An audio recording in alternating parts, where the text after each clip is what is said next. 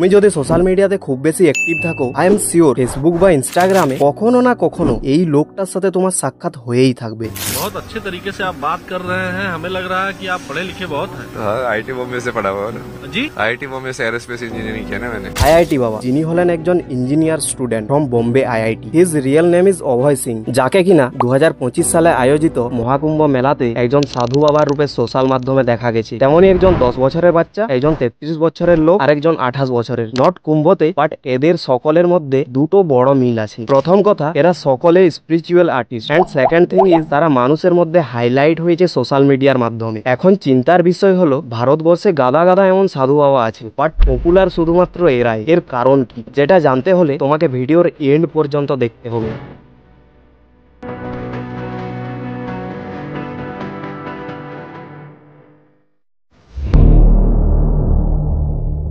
অভিনব আরোরা দিল্লির একটা মাত্র 10 বছরের বাচ্চা, যেখানে ওই বয়সের অন্যান্য ছেলে মেয়েদের সাধারণত পড়াশোনা আর খেলাধুলার মধ্যে মগ্ন হয়ে থাকতে দেখা যায়, সেখানে সে এই সব কিছু থেকে বিরত হয়ে আধ্যাত্মিক পাঠে অন্ধ হয়ে রয়েছে। আমরা যদি কয়েক বছর পেছনে যাই, তাহলে হয়তো মনে পড়বে ধ্রুব রাঠি তার একটা ভিডিওতে বাগেশ্বর বাবাকে পোক করে এই কথাটা বলেছিল। इमेजिन करके देखो 26 साल का लड़का यहाँ पर एक बाबा बन गया। कहीं ऐसा ना हो कि आने वाले सालों में हमें देखने को मिले कि 15-16 साल के लड़के भी स्कूल से ड्रॉप आउट करके बाबा बनने की सोच रहे हैं। Actually he predict the future. আজকের দিনে অভিনব বাদেও আরো নানান রকম বাচ্চাদের দেখা যাচ্ছে যারা কিনা বাবা হওয়ার নাটক করছে। আমাদের ভারতীয়দের একটা প্রবলেম আছে, অন্ধবিশ্বাস। এই যেমন কি অভিনব আরোরার ক্ষেত্রে দেখো না, আরোরার বাবা হলেন একজন ব্যবসায়ী, ফেলিওর বিজনেসম্যান। দীর্ঘ কয়েক বছর ধরে নানান রকম ব্যবসাতে ব্যর্থ হয়ে আজ তিনি একজন সাকসেসফুল বিজনেসম্যান। এবার তোমার মনে হতে পারে, হাউ, কিভাবে? দিল্লি নিবাসী Abhinav Arora's father Tarun Raj Arora he treat his son like a product. কি?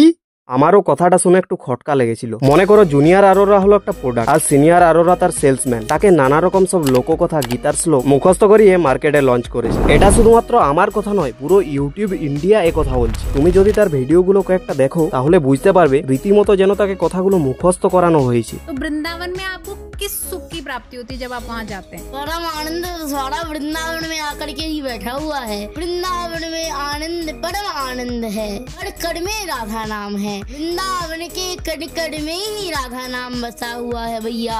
एक बार वृंदावन आकर के तो देखो, बिहारी जी आपको अपना बना देंगे। লিটারালি এই কারণে তাকে পুরো সোশ্যাল জগতে ট্রলের শিকার হতে হয়। নিউজ রিপোর্টার এই বিষয়ে তরুণ বাবুকে জিজ্ঞাসা করলে তিনি সাফ সাফ এড়িয়ে যান পুরো বিষয়টা থেকে। উল্টে তিনি বলেন, my son is a bright student and wants to go to gurukul. অভিনবের কাজ হলো সারাদিন বৃন্দাবন ধামের আশেপাশে পড়ে থাকা, নানা রকম কীর্তিকলাপ করা, যেগুলো ক্যাপচার করে ইনস্টাগ্রামে পোস্ট করে তার ম্যানেজার, মানে তার বাবা তরুণ আরোরা। এবং আশ্চর্য বিষয় এটাই যে সেই সব রিলস গুলোতে লাখে ভিউজ আসে। মানুষ জলের মতো গিলছে তার ভিডিও, আর আরোরাজি জেরক্সের মতো ছাপছে টাকা।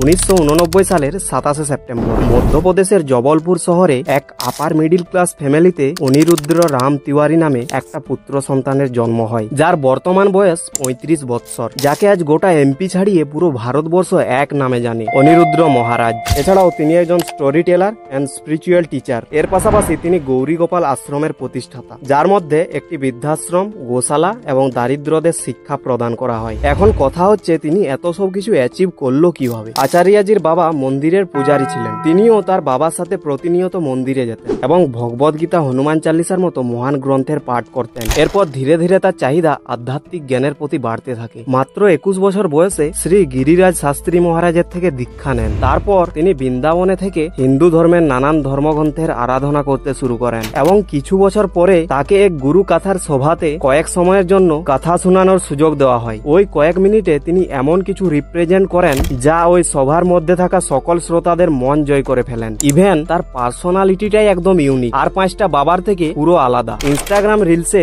তাকে নিয়ে নানান রকম মিম এডিট প্রায় দিনেই দেখা যায়। তার কথা বলার ধরনটাই আলাদা। गुरुजी मेरे वो 2 मित्र खड़े हैं, एक बार उन्होंने एक बार हमसे कहा कि आदमी का मरने का नहीं पता होता, सब कुछ खाना चाहिए, फास्ट फूड भी खाओ, चाउमीन बर्गर सब खाओ। जरा बोलो, वो सुन लेंगे दोनों। अब दुपक गए, वो देखो पीछे। बोलो कि नाले का भी थोड़ा पानी पी लिया करो, क्योंकि सब खाना चाहिए तो बेटा सुअर का भी गू खा लो।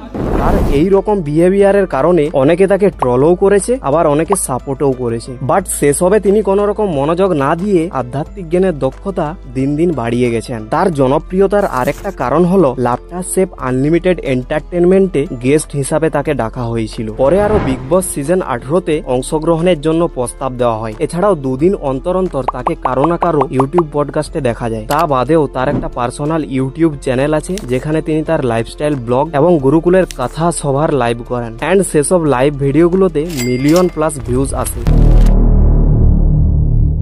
আজ থেকে প্রায় 2 বছর আগের কথা, ইউটিউবে এক ধরনের ভিডিও তুমুল বেগে সকলের ফিডে সাজেশন হয়। বাগেশ্বর ধাম বাবা নামের এক শাস্ত্রী মানুষের সাথে প্রতারণা করছেন। বাট কে এই বাবা, কি তার পরিচয়? ধীরেন্দ্র কৃষ্ণ গর্গ। মধ্যপ্রদেশের ছত্রপুর জেলার গোড়া গ্রামের এই 28 বছর বয়সী ছেলেটা খুব অল্প বয়স থেকে পুরাণ গীতা পাঠ সহ মন্দিরের পূজা অর্চনায় মগ্ন হয়ে যান। দাবি করা হয় ধীরেন্দ্র শাস্ত্রীর দাদু সেতুলাল গর্গ একজন মন্দিরের পূজারী ছিলেন। তারই সংস্পর্শে এসে পুরোহিততার চাহিদা বাড়ে তার মধ্যে। সেতুলালজি তাদের গ্রামে 1986 সালে শ্রী বজরংবলীর একটা মন্দির স্থাপন করেছিলেন। আশেপাশে সকলে তাকে দাদা গুরু বলে ডাকতেন এবং তিনি তার স্থাপন করা মন্দিরে জীবনের শেষ কাল পর্যন্ত পূজা অর্চনা আর তপস্যা করে গেছেন এবং সাথে সাথে তার গ্র্যান্ডসন ধীরেন্দ্র কৃষ্ণ গর্গ ওই সকলের মধ্যেই বড় হয়েছেন। তাই দাদা গুরুর তপস্যা সিদ্ধি তার উপর ভালোই প্রভাব ফেলে। এরপর তিনি ধীরে ধীরে যত বড় হতে থাকেন নিজের নামের সাথে শাস্ত্রী জড়িত করতে শুরু করেন এবং সে ধীরেন্দ্র কৃষ্ণ গর্গ থেকে ধীরেন্দ্র কৃষ্ণ শাস্ত্রী নামে পরিচিত হন।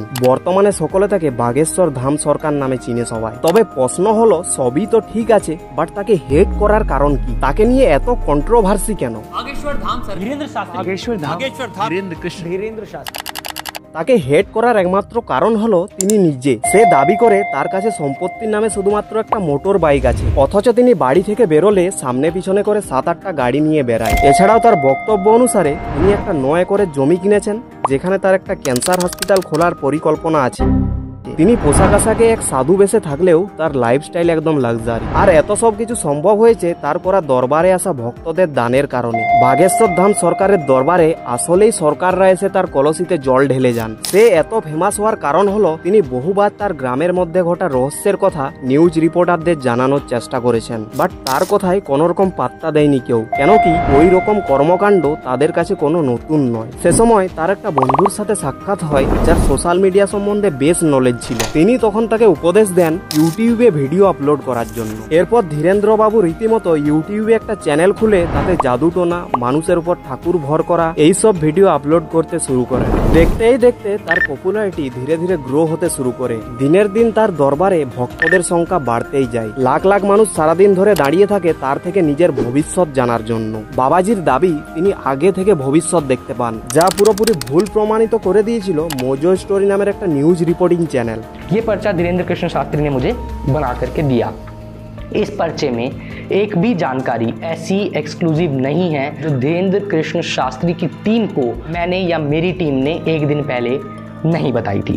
ये वो पर्चा है जो आप स्क्रीन पर देख सकते हैं। पर्चे में एक पेन का रंग दूसरे पेन के रंग से अलग है। ये लाइन उसने मेरे सामने लिखी, जिसमें मुझसे कहा गया कि मैं आपको एक सलाह देना चाहता हूँ। सलाह में क्या लिखा कि आप एक अच्छे आदमी हो, न्यूज़ बढ़ाने के लिए यहाँ आए हो। এরপর থেকে তাকে সকল হিন্দি কমিউনিটির ইউটিউবাররা ক্রিটিসাইজ এক্সপোজ করতে শুরু করে। বাট মানুষের অন্ধবিশ্বাস তার উপর এর কোন রকম প্রভাবেই পড়তে দেয় না। এখনো তার দরবারে প্রতিদিন হাজার হাজার ভক্ত উপস্থিত হন।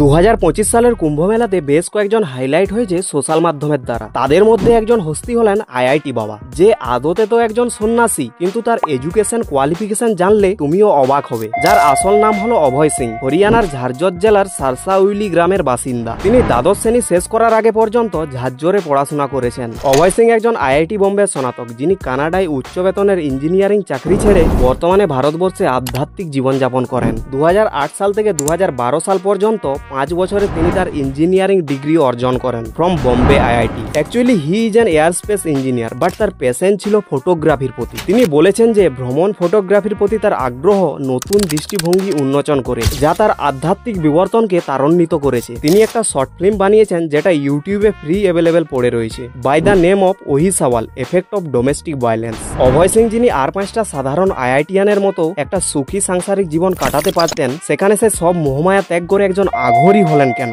এনডিটিভির এক ইন্টারভিউ থেকে যা জেনেছি, শৈশবে তার বাবা মায়ের ঘন ঘন ঝগড়ার কারণে তিনি মানসিক আঘাত পেয়েছিলেন। বাবা মা বা বাড়ির অন্যান্য প্রিয়জনের থেকে ভালোবাসা না পেয়ে ডিপ্রেশন, অ্যাংজাইটির শিকার হন এবং ছোটবেলায় ঘরের অশান্তি থেকে বাঁচতে তিনি গভীর রাত পর্যন্ত পড়াশোনা করতেন বলে স্মরণ করেন তিনি, যে কারণে তিনি বিবাহ সাংসারিক জীবন থেকে বিরত হয়ে সন্ন্যাসীর জীবন সিদ্ধি লাভ করেছেন সামান্য একটু মানসিক শান্তির জন্য। তার ওই একগাল মুখের হাসি অতীতের সমস্ত দুঃখ কষ্টকে ভুলিয়ে দেয়। অভয় সিং হলেন একজন আইআইটিয়ান, একজন traveller plus photographer with a spiritual গুরু। মানুষ একটা অদ্ভুত প্রাণী, সাথে কিছু নিয়ে যেতে পারবে না জেনেও সবকিছু আঁকড়ে বসে থাকেন, আবার সামান্য একটু মানসিক শান্তির জন্য সবকিছু ত্যাগও করতে পারেন। যখন একজন প্রাপ্তবয়স্ক মানুষ নিজে থেকে সে লাইফে কোনো রকম ডিসিশন নেই, হাইলি চান্স কি সে সবকিছু ভেবেচিন্তে ডিসিশনটা নিচ্ছে। বাট যখন একটা নাবালক শিশুকে ফোর্সফুলি কিছু করানো হয়, তখন মেন্টালি অ্যান্ড ফিজিক্যালি তার উপর কতটা প্রেসার পড়ে একমাত্র সেই সেটা বুঝতে পারে। এই পুরো ভিডিওটা বানানোর পর আমি একটাই জিনিস রিয়েলাইজ করি যে